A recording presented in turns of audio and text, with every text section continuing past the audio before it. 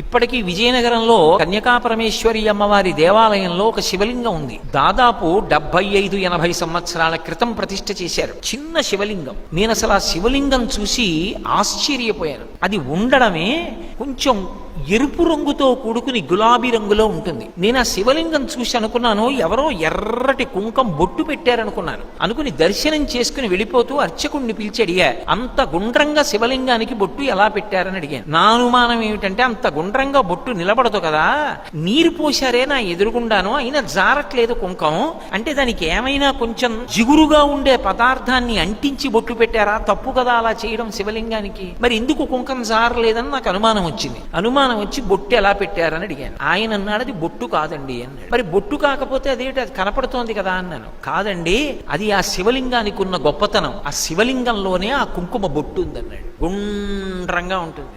2, నేను అక్కడ జ్యోతి ఒకటి ఏదో వెలుగుతోంది, దాని నీడ పడింది ఆయన మీద అనుకున్నాను. క్రింద నుంచి శివలింగం కింద నుంచి ఒక జ్యోతి వెలుగుతున్నట్లు కనపడుతూ ఉంటుంది. అపురూపమైన లింగం. నేను ఎన్నో శివాలయాల్లో దర్శనం చేసుకునే అదృష్టాన్ని భగవానుడు ఇచ్చాడు, కానీ అటువంటి శివలింగాన్ని నేను ఎక్కడా చూడలేదు. వ్యాస భగవానుడు లింగ పురాణంలో ఎలా చెప్తాడో అలాగే 3వ కన్నుగా కాకుండా కుంకుమ బొట్టుగా కనపడుతూ ఉంటుంది.